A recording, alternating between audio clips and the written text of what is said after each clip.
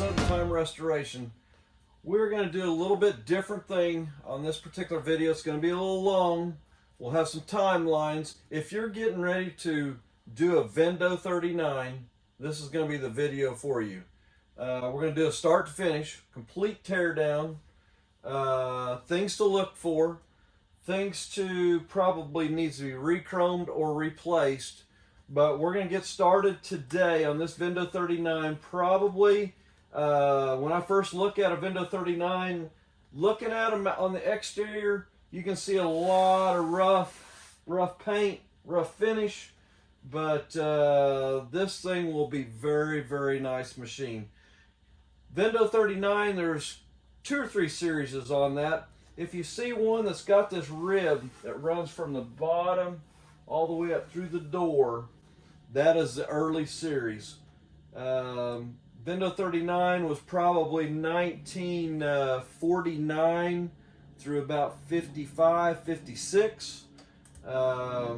This one here did not have an ID plate on it, but you'll see some vents on the side. If it's a 2 vent, very, very old machine. Probably one of the first ones. This machine was all red on the top. The other version, once it probably got to an actual die machine, they white capped the top, did the red lettering.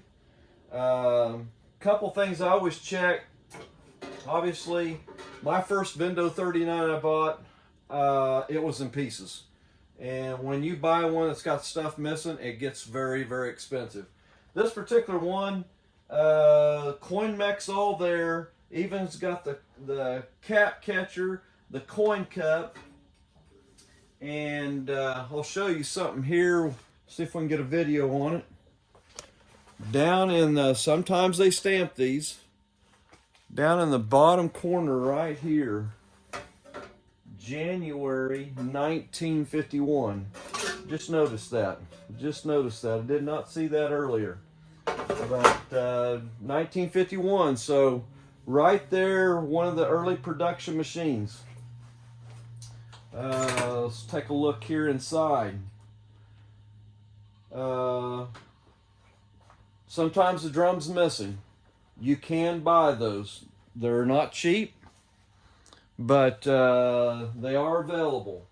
This inner liner, I've seen those available now where you can get those. Typically, anything with a gasket or anything sealing, I put all new in. Obviously the drum, you'll see I'll do a buff out on that. Sometimes like the face plate here, the cover plate that's covering the insulation, I'll redo those. But in some cases I'll put new on. But we'll get started here. Probably start from right off the front here. We'll get started on this piece here. I'll get the camera set up. And we're going to start on the coin door. Coin door is pretty easy. Just got some screws down the side.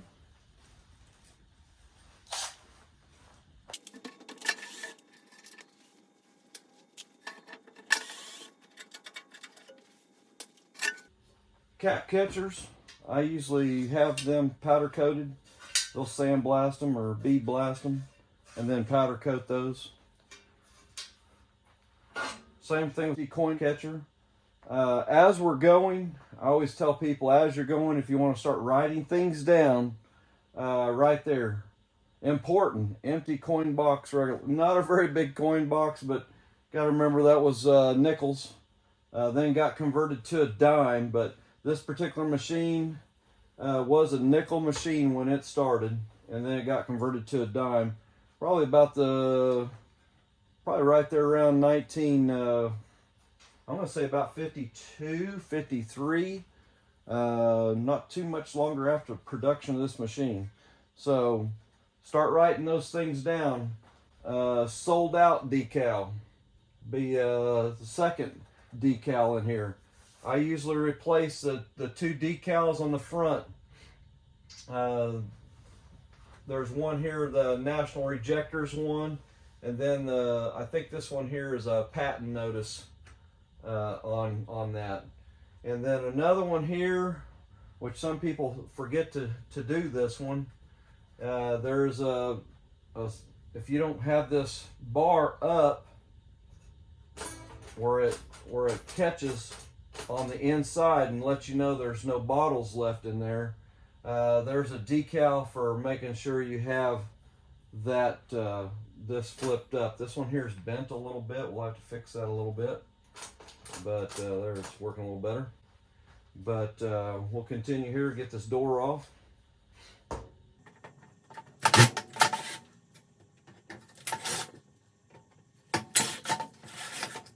Mr. Redler Phillips.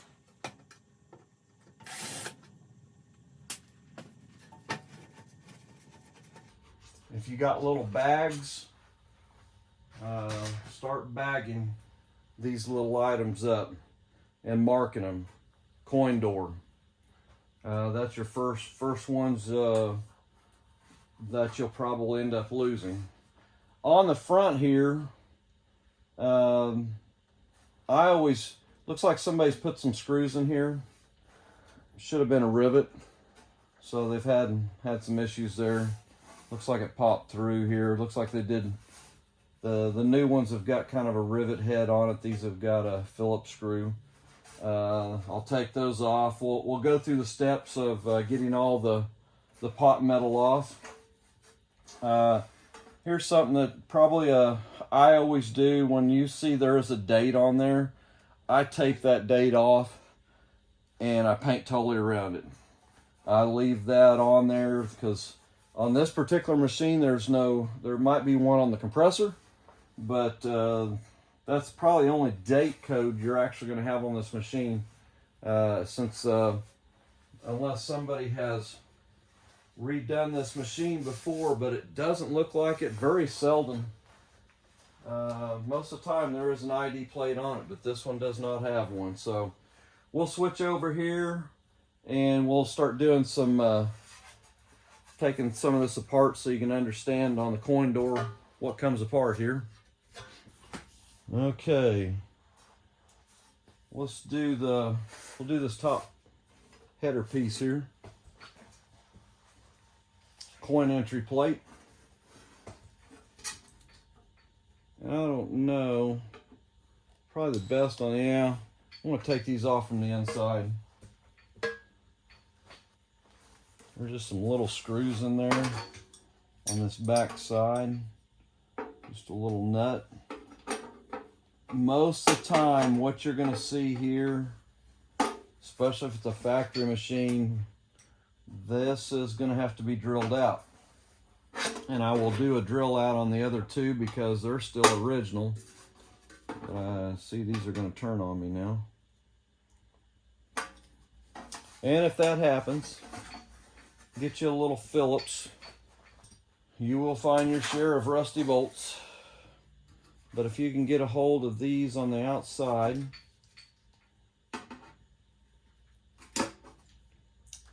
and maybe you might be able to get it with a screwdriver.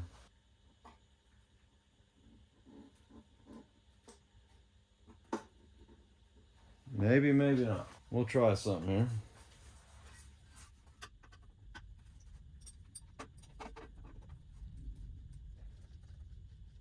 Looks like it's trying to cooperate. One down. You can kind of see the issue they had. Just trying to lift out a little bit. See if the other one comes out as easy.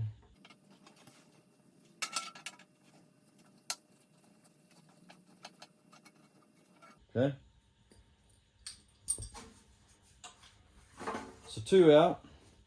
And right here, you're going to see two little rivets right here in the top. We're going to drill those out. So you probably can go from the inside. It's probably a little easier. You actually get a spot there where you can go right into that rivet.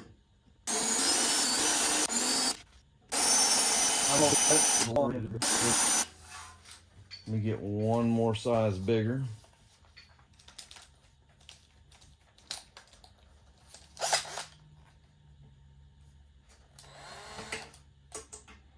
Doing it from the outside is a little tougher because you don't have a good spot.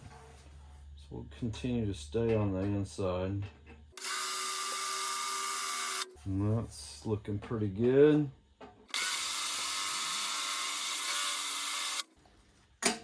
Almost there.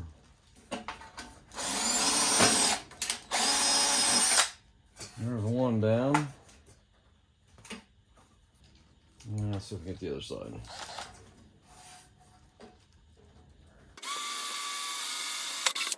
Okay. Now our plate comes off. And you'll see a little glass piece. This one's actually pretty good. Of all the ones I've done over the last 20 years probably, that's probably one of the better ones. Typically always buy a new one, put a new one in. Next decal. We'll see how the coin mech does, but I'll probably put the nickel coin mech one back on there just because of the date code of the machine. And but try to remember this, they do have different literature on some. The Vendo company, Kansas City. So I'll send this off. I'll have actually a stack of metal that we're going to do for rechrome, and we'll put that in our rechrome spot. To get our little baggie going here to save all our pieces here. So the next piece, you see a little entry plate there. That's where the coin drops in. Not too bad of an item. A little screw that holds it on. Remember Vendo 39. All the coin mechs probably only took nickels and dimes. Nickels and dimes, that was it. So try to keep these two pieces together. This is kind of spring loaded. So if that tab hits something there, it can be adjusted. It's kind of gives it a little bit of a spring load to line up things. Next step, let's go for the locking bar on here. See if we can get a good visual on it here. That's pretty good. Typically, I always put new locks in. This one did have looks like an 856. It does not look like a double-sided key, so it's been replaced before, maybe.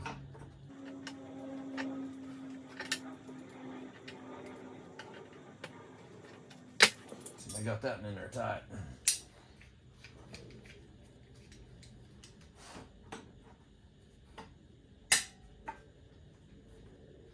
There it goes.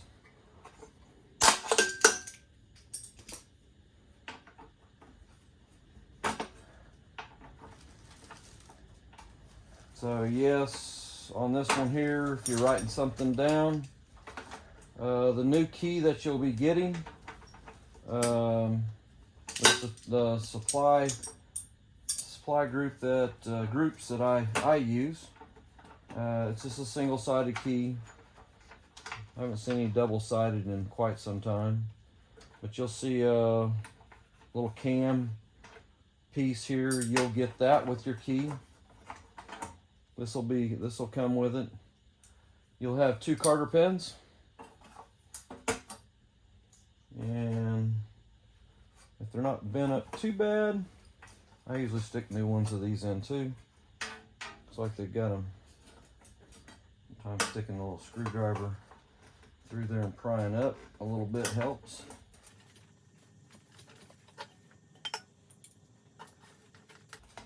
There we go.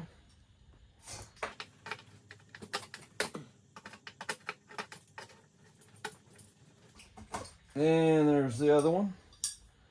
The locking bar, you will be saving. You'll clean that up. If you got a little bead blaster, bead blast that, and maybe a little bit of Hammerite. Put that back together. You might try to always remember when you're putting that bar back in there, if you try to put it in this way, the bar rubs up against the housing. So there's only one way.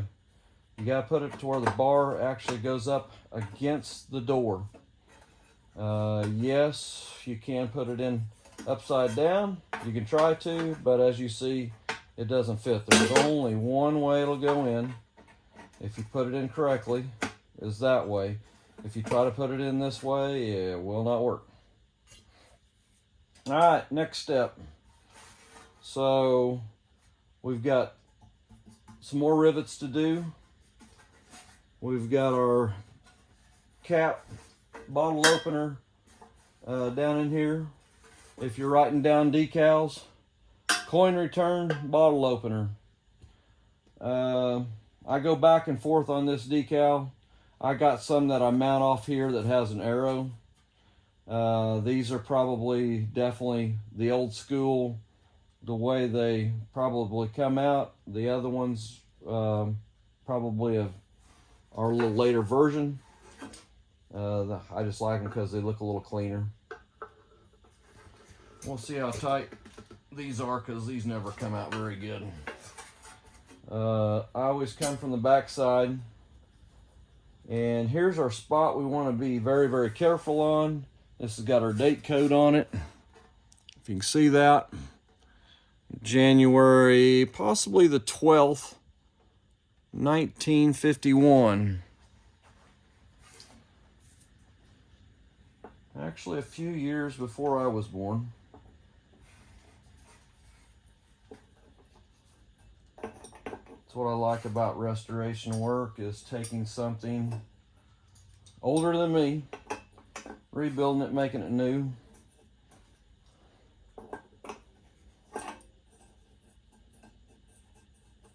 The Vendo 39 is what I started with, my first machine. Still have it today. Pros and cons of Vendo 39.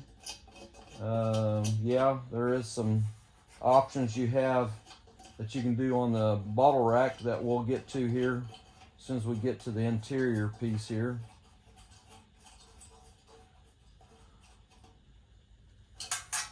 And we're going to see that date code a little cleaner here.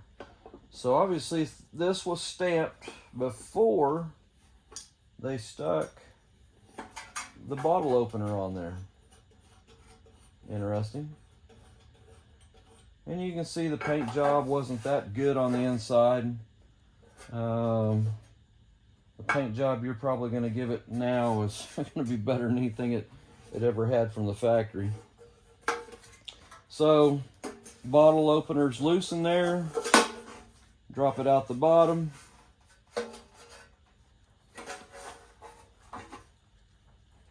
I always take before I send this off to the chrome shop, definitely tap them out. Probably going to put new ones of those in.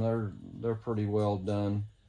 But another piece for the chrome stack. So right now we got two pieces going for the chrome, bottle opener, entry plate. And to get the bezels off, there is see if we can see it here. There is an area right up underneath the housing here. Get a screwdriver here. There's two little tabs up underneath there. I don't know if you can see that where my finger's at. A little tab there. Right there. We're going to pry them up. Sometimes you can do just one side and get them out. But just a little bent over tab. See if we can see that tab's been up now. A little tough to see there, but the tab is up. The inside one's a little bit tougher. So we're going to try to do the two back ones first.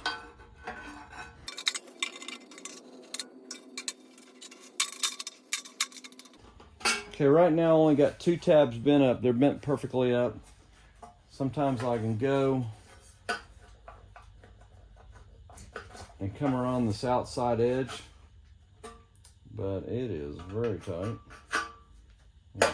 Cheat and see if I can get to this other one here. If you get it lifted up, sometimes you can take a little bit of a pick, like right there, and boom, get the other one. I don't know if you can see those 2 tabs standing up there right now. These will come in right from the back side like this. Pry that out, pry that out. We got one more here on the other side.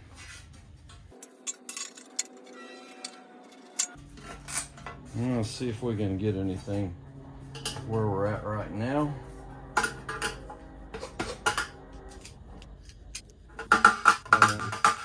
Gotta be careful not to bend it in. Not that you can't fix it, but it will bend that edge in if you get too crazy with it. And looks like our edge is starting to come up now.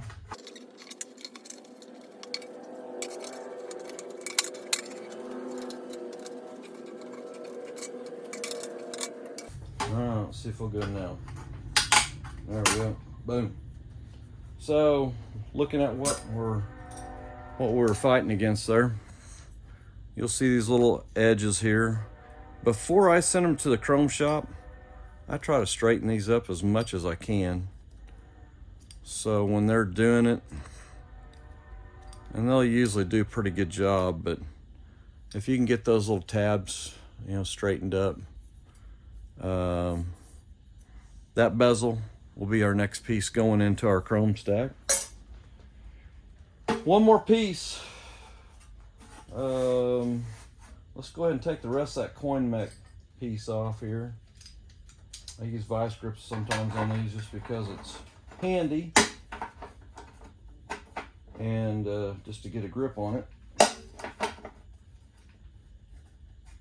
I will not be reusing this. Sometimes I save them if they got the original key in there. I did not have a key with this one. I do have a full set of those keys, but I didn't have this one. Pretty close there. They come out kind of tight, so don't get depressed. It's not coming out of there real easy. That's just the way they are. Once they get going, they're usually a little better.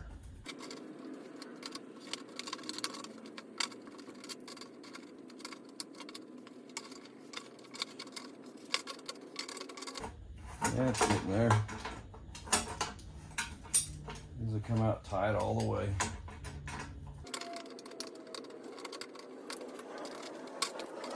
When they're rusty, they're just gonna be a little tough. They're getting better.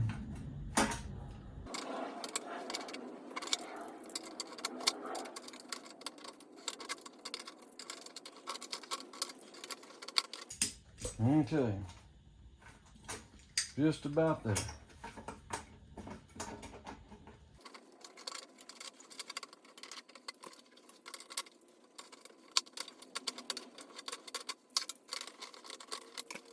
Yay, finally. So, that comes off, a couple little washers.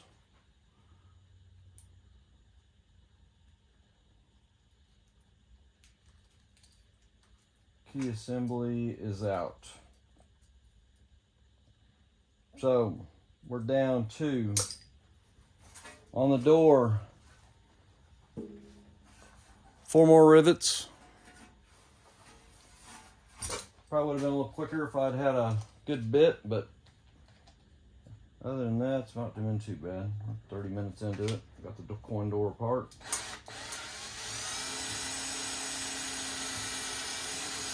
Once again, I like doing them from the inside. There's one.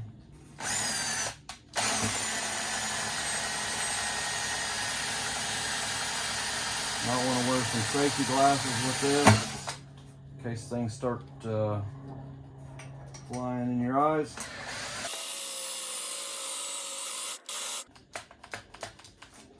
And we just ran out of battery. See if the old charger helped us out here. How about that? All right, one more here.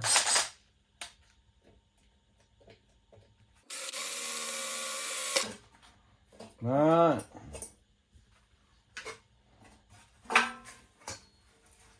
Coin door tore down, ready to go to the bee blaster.